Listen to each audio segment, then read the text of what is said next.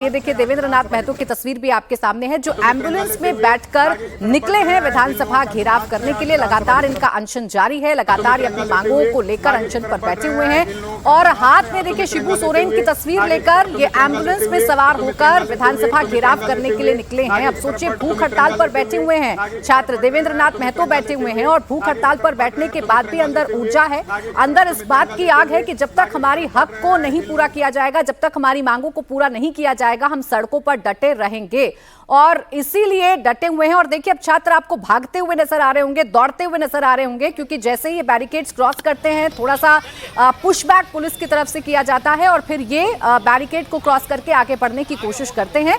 अब देखना ये होगा कि जब विधानसभा के नजदीक ये छात्र पहुंच जाते हैं उस वक्त क्या होता है। फिलहाल पुलिस की अपनी तैयारी है, वाटर कैनन को तैनात कर दिया गया है, कटीले तार वाले जो बैरिकेड्स हैं उनको लगा दिया गया है। छात्र ये कह रहे हैं कि हम शांतिपूर्ण तरीके से रहेंगे, जहां हमें रोका जाएगा हम बैठ जाएंगे, ये छात्र कह रहे हैं। और साथ ही साथ ये भी कह रहे हैं कि हम अनिश्चितकालीन इस अपने अनशन को जारी रखेंगे जब तक सरकार हमारी मुख्य मांगों को मान नहीं लेती।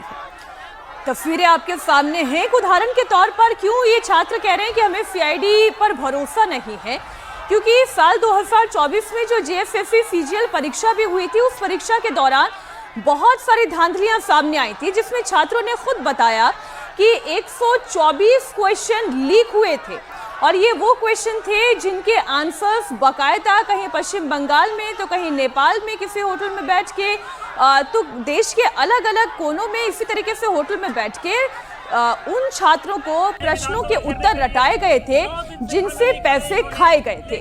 अब ऐसे में उन छात्रों का हक मारा गया जिन्होंने पूरी मेहनत के साथ तैयारी की थी। इस मामले की सीआईडी जांच हुई।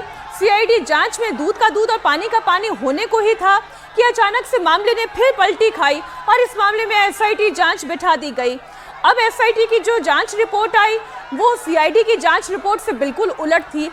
तो छात्रों को इस बात का भरोसा नहीं हो पा रहा है कि अगर आप एक बार फिर से इस मामले की सीआईडी जांच करवाते हैं तो क्या मामले में दूध का दूध और पानी का पानी हो पाएगा। इसलिए वो चाह रहे हैं कि सेंट्रल एजेंसी अब इस मामले को जांच करे, सीबीआई इस मामले की जांच करे।